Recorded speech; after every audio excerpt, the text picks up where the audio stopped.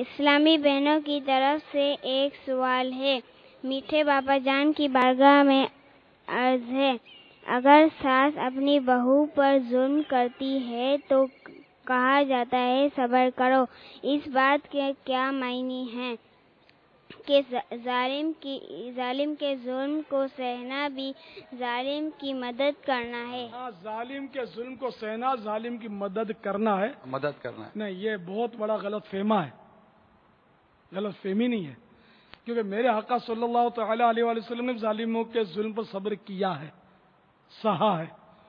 تو اگر یہ ظالم کی مدد ہوتی تو میرے آقا کبھی نہ سہتے۔ جو اشارے سے چاند کے دو ٹکڑے کر دیتے ہیں وہ کافروں کو یوں اشارہ کرتے تو زمین میں غرق ہو جاتے جو ظلم کرتے تھے، سیدھی بات ہے۔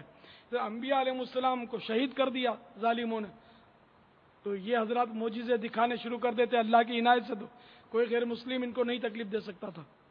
پھر کربلا والوں کا تو مشہور قصہ ہے کہ انہوں نے ظالموں کے ظلم کو سہا، تو کیا انہوں نے معاذ اللہ ظالموں کی مدد کی؟ نہیں۔ تو یہ سوال کا حصہ جو ہے یہ غلط ہے۔ اگر اسلامی بہن کو یہ اس کو سمجھ بیٹھی ہے تو اس سے رجوع کرنا چاہیے کہ ظالم کا ظلم سہنا جو ہے یہ ظالم کی مدد نہیں بلکہ صبر پھر کریں گے کب؟ صبر کر کے اجر کمانے کا